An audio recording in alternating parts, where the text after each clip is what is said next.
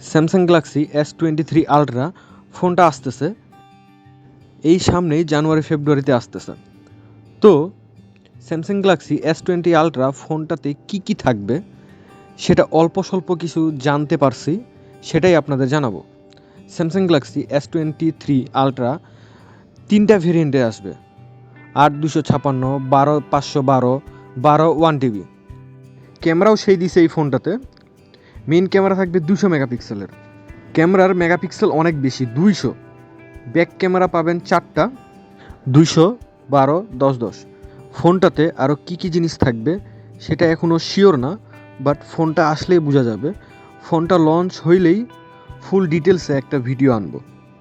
শোনা যাচ্ছে বাংলাদেশে ফোনটার দাম 1,20,000-এর মতো, আবার ভেরিয়েন্ট অনুযায়ী দাম কমবে আর বাড়বে। সো আবার পরের ভিডিওতে কথা হবে। বাই।